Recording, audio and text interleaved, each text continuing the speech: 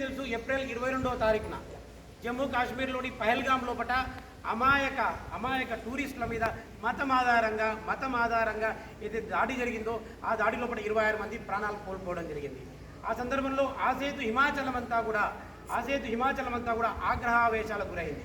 ఖచ్చితంగా పాకిస్తాన్ పైన ప్రతీకార దాడి తీర్చుకోవాలని చెప్పి దేశ ప్రజలంతా కూడా సందర్భంలో గౌరవ ప్రధానమంత్రి నరేంద్ర మోడీ గారు ఖచ్చితంగా మన ప్రతీకారం తీర్చుకోవాల్సిందే, ఉగ్రవాదాన్ని తుదముట్టించాలనేటువంటి ఒక లక్ష్యంతో ఆయన మే 7వ తారీఖున మనందరం కూడా గమనించాలి, మే 7వ తారీఖున దేశమంతా కూడా మాక్ డ్రిల్ నిర్వహించాలని చెప్పి పాకిస్తాన్తో పాటు ప్రపంచం దృష్టి అంతా కూడా మాక్ డ్రిల్ పైన ఉన్నటువంటి సందర్భంలో మే 7వ తారీఖు రాత్రి 1 గంట సందర్భంలో భారత వైమానిక దళం ఆర్మీ అన్నీ కూడా సంసిద్ధమై కేవలం 23 నిమిషాల లోపల మిత్రులారా, కేవలం 23 నిమిషాల లోపల పాకిస్తాన్తో పాటు పాకిస్తాన్ ఆక్రమిత కాశ్మీర్ ఏదైతే ఉందో పీఓకేలో ఉన్నటువంటి 9 ఉగ్రవాద శిబిరాల మీద చాలా స్పష్టంగా చాలా సూటిగా మనం దాడి చేయడం జరిగింది.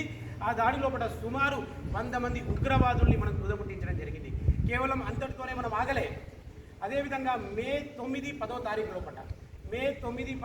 లోపల పాకిస్తాన్ లోపలికి ప్రవేశించి ఎల్ఓసి వెంబడ 100 కిలోమీటర్ల పరిధి లోపల పాకిస్తాన్లో ఉన్నటువంటి వైమానిక స్థావరాల మీద కూడా మనం మన యొక్క రాఫెల్ జెట్లు ఏవైతే ఉన్నాయో, అదేవిధంగా స్వదేశీయంగా మనం తయారు చేసుకున్నటువంటి క్రూజ్ క్షిపణులు బ్రహ్మోస్ కావచ్చు, అదేవిధంగా ఎయిర్ డిఫెన్స్ సిస్టమ్ ఆకాష్, అదేవిధంగా S-400 ద్వారా వారిపైన దాడి చేసినాం. మనం వారి యొక్క వైమానిక వ్యవస్థలో 20% మనం వాటిని క్షీణించే విధంగా మనం ప్రయత్నం చేసినాం.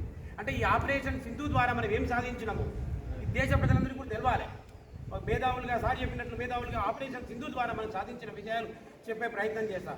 మొదటిది ఆ 9 ఉగ్రవాద శిబిరాలు ఏవైతే ఉన్నాయో వాటిని ధ్వంసం చేసినాం. ఆ యొక్క ధ్వంసం ద్వారా ఆ యొక్క కమాండర్లు ఎవరైతే ఉన్నారో ఉగ్రవాద కమాండర్లు వారినందరికీ కూడా అర్థం చేసినాం. దాంతోపాటు ప్రపంచానికి పాకిస్తాన్ యొక్క ముఖ చిత్రాన్ని మనం అందించే ప్రయత్నం చేసినాం. చాలా సందర్భాల్లో కూడా పాకిస్తాన్ చెప్తూ ఉంది మా దేశంలో తీవ్రవాదులు లేరు అని చెప్పి. ఆ యొక్క తీవ్రవాదుల అంత్యక్రియల లోపల కూడా ఆ యొక్క సైనిక వ్యవస్థ పాల్గొన్నది దాన్ని మన ప్రపంచానికి మనం తెలియజేసినాం.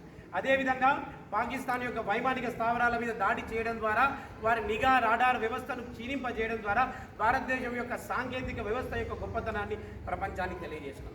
మళ్ళీ మీ అందరికీ తెలుసు, పాకిస్తాన్ వాడుతున్నటువంటి ఆయుధ వ్యవస్థ ఏదైతే ఉందో అది అమెరికా, చైనా కల్పించినటువంటి వ్యవస్థ.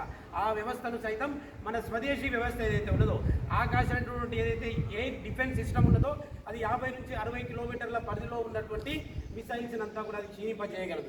అది మనం సొంతంగా తయారు చేసుకున్నాం. బ్రహ్మోస్ కూడా మనం సొంతంగా తయారు చేసుకున్నాం. S-400 ఏదైతే సుదర్శన చక్రం ఉందో దాని ద్వారా మనం రష్యాతో స్వీకరించడం, దాని ద్వారా మన దేశం మీద జరిగినటువంటి దాడుల్ని మనం గాల్లోనే దాన్ని తుత్తునియలు చేయడం జరిగింది. అదేవిధంగా ఈ ఆపరేషన్ సింధూర్ ద్వారా మరొక గొప్ప విజయం మనం ఏం సాధించినామంటే, గతంలో ఏ విధంగా ఉండే అంటే మనం పాకిస్తాన్ పైన ఇప్పుడు దాడి చేయాలంటే ప్రపంచ దేశాలన్నీ కూడా మనం చెప్పేటివి భారత్ సంయమనం పాటించాలి, భారత్ ఓపిక వహించాలని చెప్పి మన మీద ఆంక్షలు విధించినటువంటి సందర్భాలను గతంలో మనం అనేకం చూసినాం. ఈసారి మాత్రం అగ్రదేశాలుగా చెప్పబడుతున్నటువంటి అమెరికా, రష్యా, చైనా సైతం కూడా సైలెంట్గా ఉన్నటువంటి సందర్భం. అంటే మనకు ఒక సమర్థన అనేటువంటిది ఒక సమర్థ ప్రభుత్వము సమర్థ నాయకత్వంలోనే ఇది జరిగిందనేటటువంటి విషయాన్ని మీరు అందరూ కూడా గమనించాలి. అదేవిధంగా ఈ సందర్భంలో మరొక గొప్ప విషయాన్ని మనం ప్రపంచానికి తెలియజేసినాం. మన పైన జరిగేటటువంటి దాడి ఏదైతే ఉందో దాన్ని ఉపేక్షించేది లేదు. మన పైన ఎలాంటి ఆంక్షలు విధించినా మన దేశ ప్రజల యొక్క సంక్షేమమే ధ్యేయంగా మేము పనిచేస్తామని చెప్పి ప్రపంచానికి మనం తెలియజేసినటువంటి విషయాన్ని కూడా మనం గమనించినాం. అదేవిధంగా ఈ సందర్భంలో మనం అనేకమైన గొప్ప నిర్ణయాలు తీసుకున్నాం. 1960 సంవత్సరంలో జరుపుకున్నటువంటి సింధు జలాల ఒప్పందాన్ని సైతం మన యొక్క దేశ ప్రజల ప్రాణాలని తీసుకున్నప్పుడు మన దేశ మహిళల యొక్క సింధూరాన్ని తొలగించిన సందర్భంలో మనం గొప్ప నిర్ణయం తీసుకున్నాం. పాకిస్తాన్కి 93% నీటి వాటా కేవలం సింధు జలాల నుంచే వస్తూ ఉంది. అట్లాంటి సింధు జలాల ఒప్పందాన్ని మనం ఒక్క సంతకంతో దాన్ని పూర్తి చేసినాం. అంటే నేను పూర్తిగా తెలియజేయాలన్న అంశం ఏంటంటే భారతదేశం వికసిస్తూ ఉంది. ఈ వికసిత్ భారత్లో మేధావులైనటువంటి ఉపాధ్యాయుల పాత్ర ఎంతగానో ఉంది. ఏదైతే ఆపరేషన్ సింధు ద్వారా మనం సాధించినటువంటి విజయాలు ఉన్నాయో అవన్నీ కూడా మన యొక్క విద్యార్థులకి మన సమాజానికి తెలియజేయాల్సినటువంటి సందర్భం ఉన్నది. భారతదేశం యొక్క పటిష్టతకు మనందరం కూడా సహకరించాలని చెప్పి కోరుతూ చివరిగా మరొక అంశం చెప్పి నేను ముగిస్తా. కేవలం మనకు భారతదేశం యొక్క ఒక దురదృష్టకర విషయం ఏంటంటే ప్రపంచ దేశాల్లో అన్ని దేశాల ప్రజలు ఆ దేశాన్ని ప్రేమిస్తాం, మనం కూడా ప్రేమిస్తాం. కానీ ఒక దురదృష్టకర అంశం ఏంటంటే భారతదేశంలో అంతర్గత శత్రువులు ఎక్కువగా.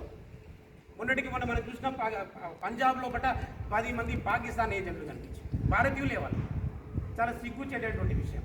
ఈ సందర్భంలో ఉపాధ్యాయ మిత్రులు నేను కోరేది ఏంటంటే ఆ యొక్క అంతర్గత శత్రువులు ఎవరైతే ఉన్నారో వారి పట్ల కూడా మనం జాగరూకతతో వ్యవహరించినప్పుడు మాత్రమే ఈ దేశంలో సుభిక్షంగా ఇట్లాంటి ట్రైనింగ్ క్యాంప్స్ కావచ్చు ఇట్లాంటి వ్యవహారం అంతా కూడా మనం జరుపుకునే సందర్భం ఉంది.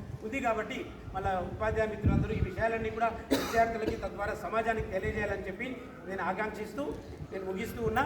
భారత్ మాతాకి జై. భారత్ మాతాకి జై.